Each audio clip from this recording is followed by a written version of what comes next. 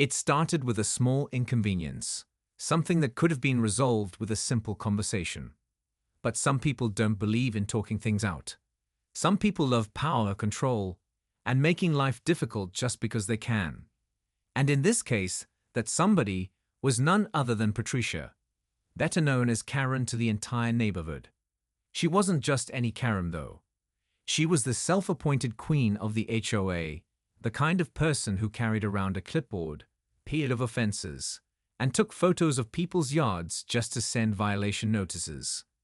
And when she set her sights on Marcus, things took a turn for the ridiculous. Marcus had lived in his home for 5 years, a beautiful property with a long driveway leading up to his garage. He had worked hard for it, put in the hours, and taken pride in maintaining his space. But that didn't seem to matter to Patricia. To her, Marcus didn't fit in the neighborhood. He was younger than most of the homeowners. He didn't always attend HOA meetings. Worst of all, he dared to challenge her authority. It started with petty things, notes left on his door about unauthorized lawn decor, complaints about his car being too loud, and warnings that his trash bins were left out 1 hour too long. Marcus ignored most of it. He figured it was harmless. That was his mistake.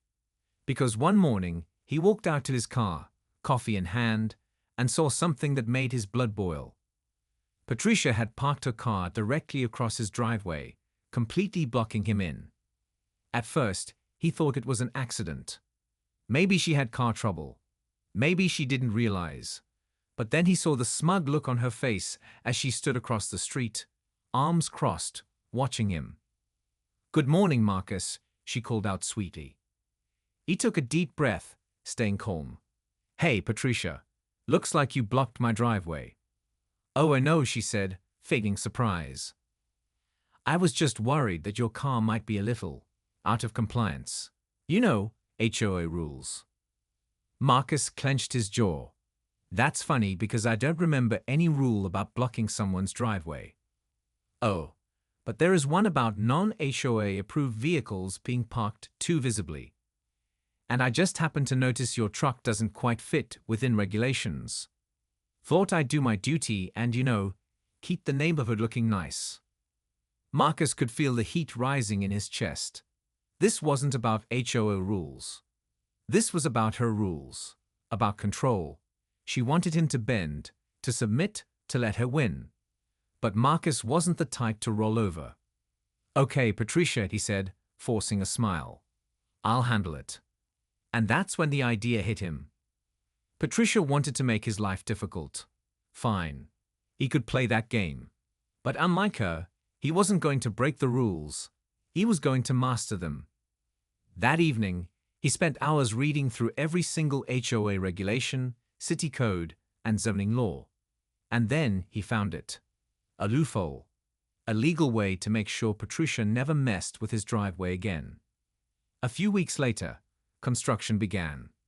Neighbors whispered. Patricia fumed. But Marcus? He just smiled as the workers poured the first foundation of what would become the most legendary HOA-approved project in the neighborhood's history. And when it was finally complete, let's just say Patricia never saw it coming. Over the next few days, Patricia watched Marcus like a hawk. Every time he stepped outside, she was there, watering her already overwatered plants, pretending to check her mailbox 3 times a day, or standing on her porch, phone in hand, ready to snap a photo of anything she could twist into a complaint. Marcus wasn't stupid. He knew exactly what she was doing.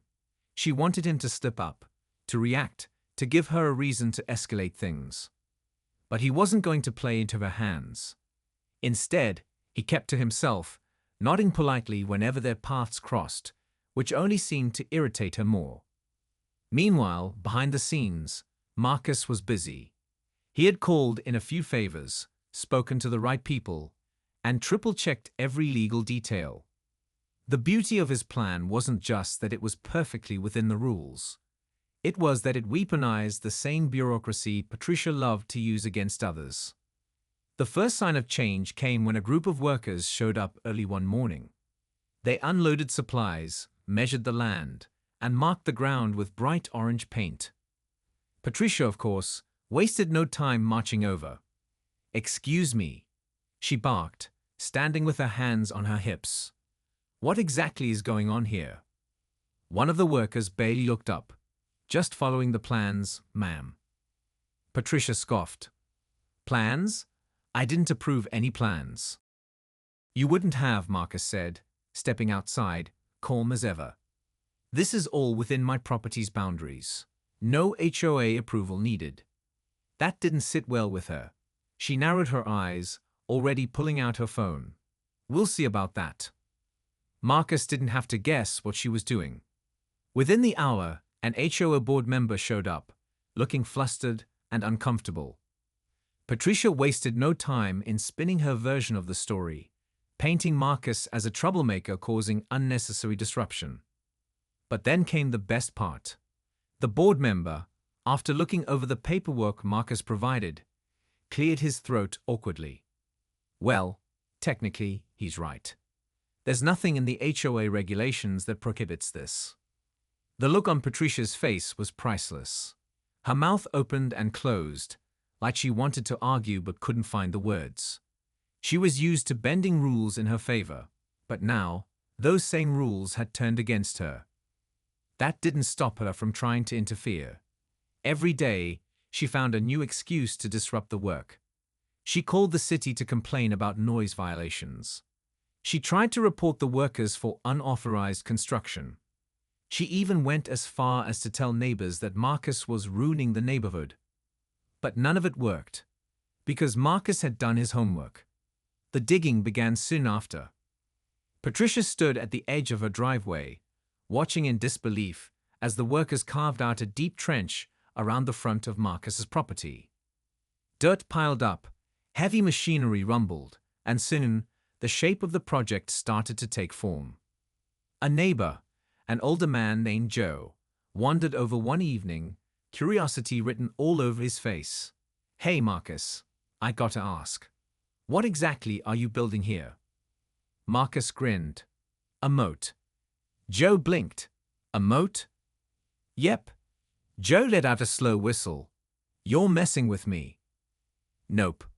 Completely legal, fully permitted, and designed to keep certain unwanted vehicles from blocking my driveway ever again." Joe laughed so hard he had to hold onto the fence for support. "Oh, this is genius. Please tell me there's going to be a drawbridge." Marcus winked. "You'll just have to wait and see." Word spread quickly. Some neighbors thought Marcus was crazy. Others thought he was a legend. And Patricia, she was furious. Every time she walked past the construction, her face twisted into a skull. It was one thing to harass someone and get away with it. It was another to be outsmarted in such a spectacular fashion. She tried one last desperate move, calling for an emergency HOA meeting. She rallied her usual supporters, the ones who blindly followed her lead. But when she tried to argue that Marcus's project was a threat to the neighborhood's image, even some of them hesitated. One woman raised a hand timidly. "But it's within the rules, isn't it?" Patricia gritted her teeth. "That's not the point.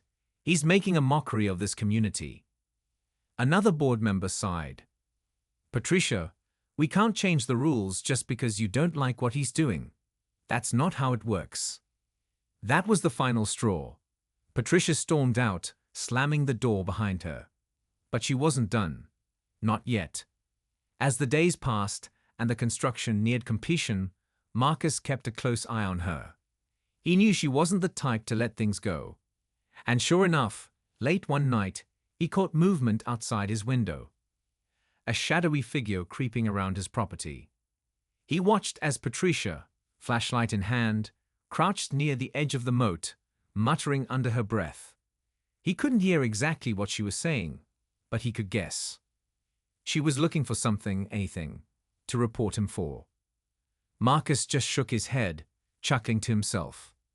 Because what she didn't know was that he was already one step ahead.